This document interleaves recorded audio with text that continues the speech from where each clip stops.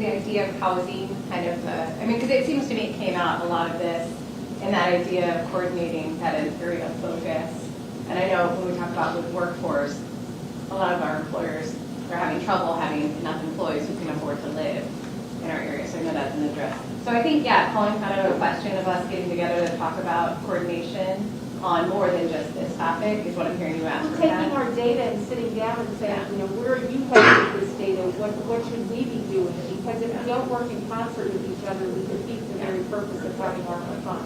Right, and one of the things that came out of this, do you want to talk about the assessment? Yeah, I think that's part of the, I think part of what is being seen is that upward mobility, that process has done a great job of identifying where the needs are and the ones that can be addressed, and not all of them.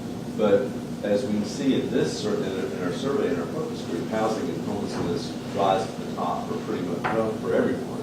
So that's true in upward mobility as well. The work group that's involved, well, actually there are two work groups, but what's involved there is they've done a really good job of being able to identify next steps. What they need is capacity for moving those processes forward. So that's kind of where the idea is to provide more capacity to them to move there. Yeah. And that would be in concert. It would be a joint thing. I mean, we already have this experience with DHHS. We know that we can work through it in that way, and I think this is sort of the idea that we would do this that way as well. Here, can I ask you a second, Jordan, on your kind of conclusion areas? Is the idea then that, you know, we obviously right now we have a current priority with the Behavioral Crisis Center, which I think is kind of, according to the report, it's named, there's a, we're working with Borough like others. Is the idea that we're kind of like just continuing that you're suggested maybe is kind of continue that checkbox as one of the ones that we're soliciting for people to apply for in this broad area. And it might be access, or do you want us to specify? After you're both raising your fingers, so staff has a response. So we already have something in the works that we're working on with Paul. But the mental health needs are so substantial Right. in the community that there may be other things you'd like to do, right? That could work on increasing the number of providers in the community or, you know, additional services. But I know that every single organization is struggling with providers. So, I mean, there's also a workforce issue, right? So, you know, I was going to say the same thing, yeah. So even though they have been identified before, if you let us know you want to continue to prioritize that, we'll keep it as an option on the resource application. that we could expand And, it. yeah, and you can, if there is an amount you want tied to it, like, you know, there's this amount for this priority area. Okay. For most of them, if I'm looking at your kind of the top thing, if you guys read the same, I read it kind of like mental health, affordable housing, workforce, almost like support, which is like development, but also supporting the workforce. I don't know how to bucket access to services because that's rather broad. So I don't know if there's, I don't know how to narrow that down more than, because that I mean, that is so broad. I mean, you. I don't know that I see it as so broad, really. Okay. As I said, it's pretty Basic condition. needs. Yeah, I mean, a lot of times the biggest barrier to people receiving services is first even knowing that they exist, and then knowing how to access them. And even though there's a lot of collaboration and cooperation within the community among social service agencies, for instance, and all of them are doing referrals to one another and giving information referral is the term. There's still, I mean, we see it, it's still an issue. So there's been conversation among social service agencies about how to better coordinate that. And this might be an opportunity to address that. The city and county are already working on a common form for receiving services from city and county together? The city. For the city. Just So that, you know, there's just one single form that you can use for any city service and it's accessible to any city provider. So, And we have an outside organization, the Food Bank, is actually really interested in that common eligibility system as well. so. And we've been talking, I mean, it wasn't also at some point in time like CMCA and others for anyone who can, is filling out the form to show they're eligible. Everybody who's in this. Yes, right? Wants to do it, it's just difficult to get there. Yeah. And this is one of those transformational things that might be able to happen Yeah. for our community, where we come up with a system where people will find it easier to get to what they need. When we talk about access, it's easier. That's always been that there wasn't enough funding for services to begin with. And so if you're making access easier, you're also going to need to fund That's true. those services. Yeah. And that's, Yeah, yeah. So I guess the question, that clarifying one that I have on this, if we're working on some of these things, to Carlin, is it also the intent that the city might apply Yeah. to use some of these funds for some of the things that are achieving? There may be opportunities for us to look at projects that we are proposing to meet some of these goals, so put it in as an request. There's positions that you may want to look at and see if there's an opportunity to, partially fund this by ARPA to see if it works, and then if it doesn't, on the position. But there are definitely some things that we would like to submit as projects for ourselves. Give us an example. Hmm? Can you give us an example? Sure. So we talk about community violence. And so one of the things that you may want to look at is actually hiring a coordinator to help us. As you're looking at different modules, different projects, and different programs that you want to initiate, somebody needs to actually manage all that stuff to be risky. And so that's a position that we can fund. Right now, we're partially funded a position to help with the refugee community. And we're funding that part-time, but this may be an opportunity to actually create a full-time position that should help and provide services to that community. And so there are just different things that we may want to look at that will work for us. Right now, as we also look at the VFW property that we're about to go to, so that rehab and that project, and if we're going to actually have someone who's going to man and operate, that's something that's that we can maybe get for funding this. So it's just, there's different things that we want to look at that it may make sense to use one of us to support. Proof of concept. Proof of concept, exactly. Yeah, Pat. Can I add to that, that if we had a person in-house whose job it was to collect data, so we would have some data to look at when we're making those decisions. I mean, I don't like to spend, there's so many unmet needs in the community. We have more than $25 million worth of unmet needs in our community. So I'm hesitant about drawing on some of that money to fund a staff position, but what we also are always looking for is, as a council member, as a council, is where's the data to help inform the decision that we're about to make. So I don't know what that looks like in there, except that I share the frustration that we're making decisions based on what we think is the right thing to do rather than what data we can pull to show us is the right thing to do. Other questions for staff from council? So you're looking for us to give you that guidance. So I guess from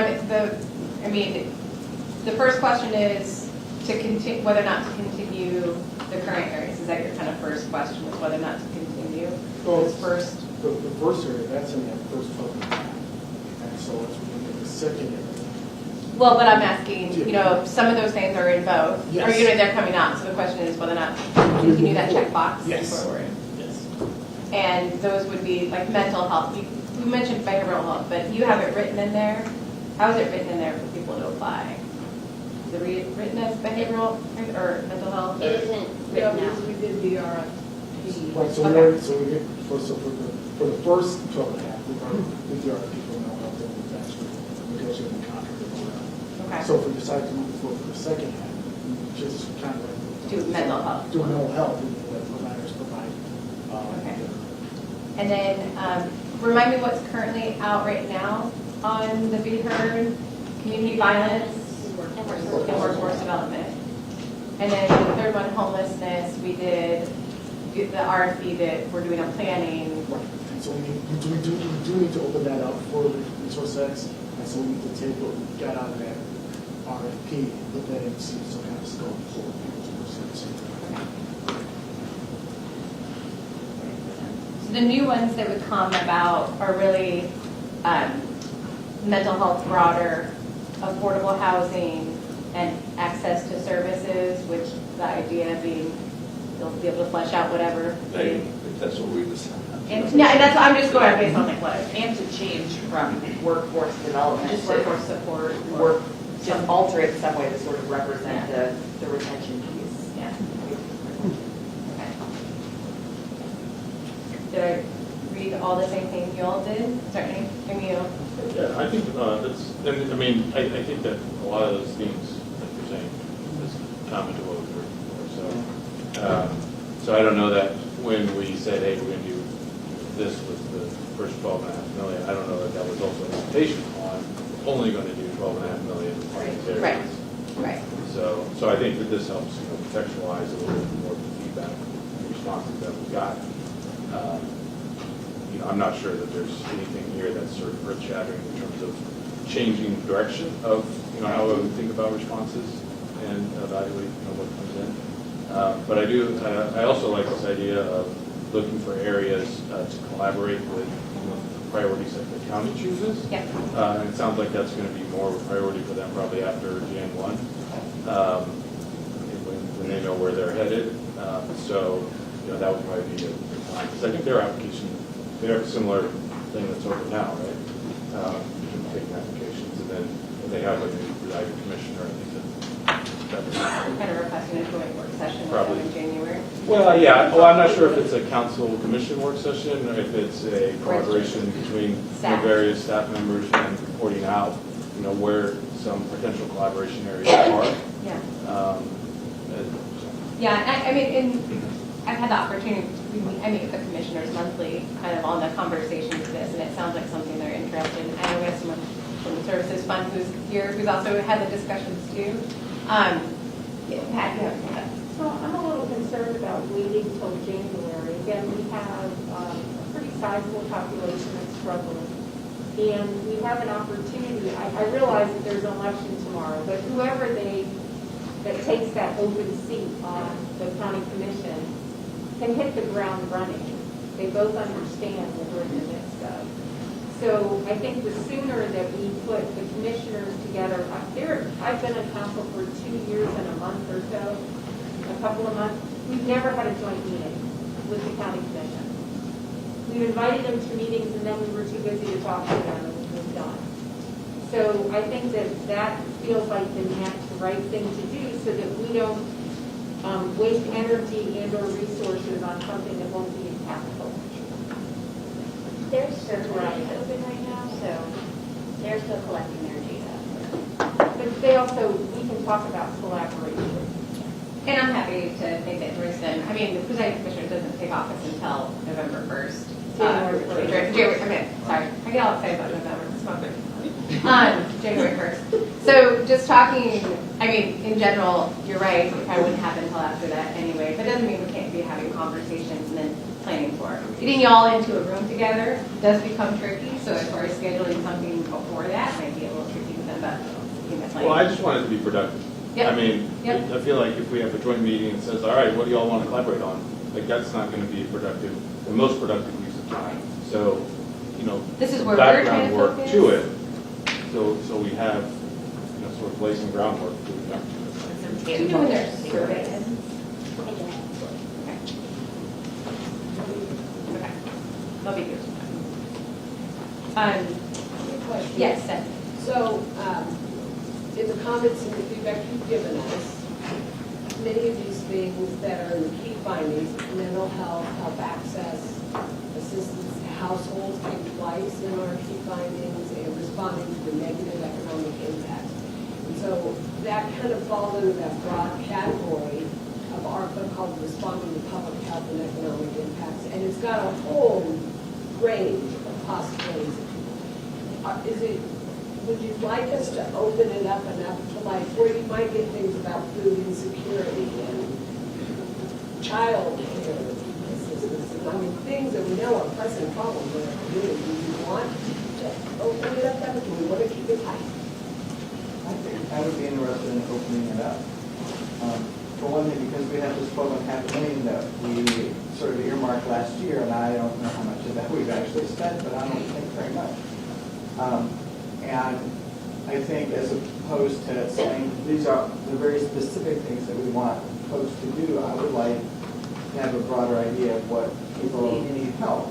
And that's the same thing with the violence interruption stuff, where it's like, you know, we can be really specific, but there's a whole set of programs out there and people that are working on this in a number of different ways, and if we're too specific, then we keep them from even applying or trying to be creative about what the options are.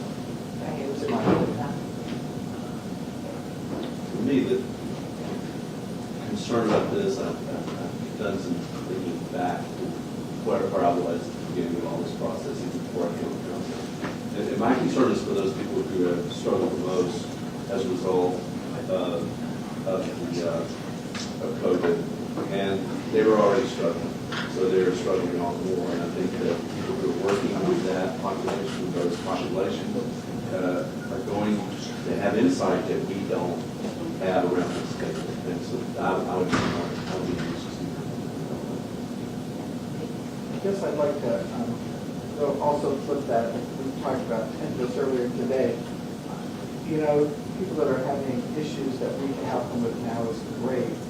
I would also like to have some of this money go towards more transformational stuff. At the same time as when we're discussing, you have to get to the transformational stuff. So if you're drowning right now, you need some help. It's a fine line. It is, but you know, you need a little bit of both. Or maybe a lot of both. Does that give y'all direction on the next steps? And then one thing I will say is that I'm reading this too, is that, you know, we're kind of helping with this, but we also, all of us in this room, play a role in helping people know about these opportunities and to have them pitch their idea to resource, you know, through this process, if they have an idea that they think addresses mental health, you know, to put it in there. Because I get emails all the time from groups, individuals, others, and so I think that can be up to us to help carry that water to encourage those to apply. Well, thank you, and thank you all for doing all the work and talking to so many people and doing this. It's really appreciated. So now we're going to go on to just as an easy topic. And Oh, yeah. I forgot what's next. Oh, yeah, solid waste. Your legacy. Oh, I know. Thanks, Andrea. Put me in a. Is that right? It can't be.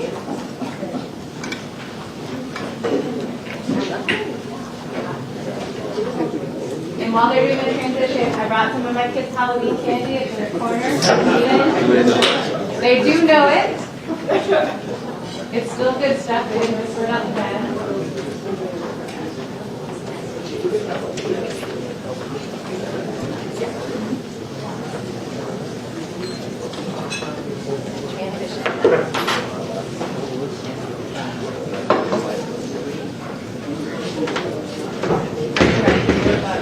I can't see it, but it's one more. There you go.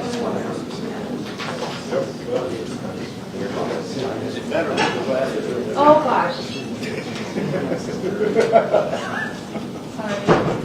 I'll try to. All right, do we have a staff report?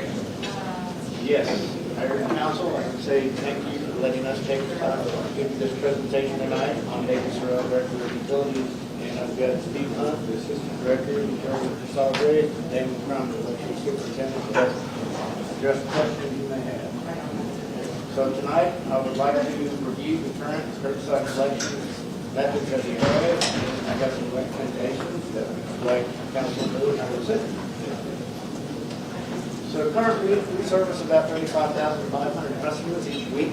We have 8 routes for garbage each day, 5 routes for recycling each day if we do it weekly, but currently due to low staffing, recycling is only being collected every other week with 3 routes each day.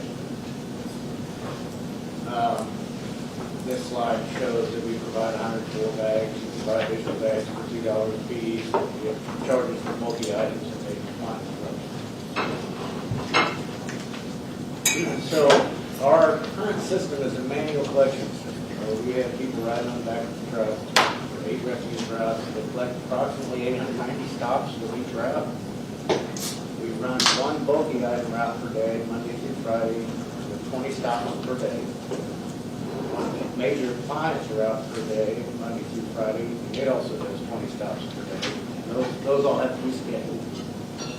And then in addition to that, it's important to realize that each one of those 8 refuse routes that's doing manual collection also services about 10 2-yard dumpster type containers each day. Our current recycling collection operation is manual as well. Blue bags are used for containers. We don't have any limit on the bag. Put plastics in there, aluminum cans, metal cans, glass bottles, jars, and then fibers collected separately. No limit on that. It's typical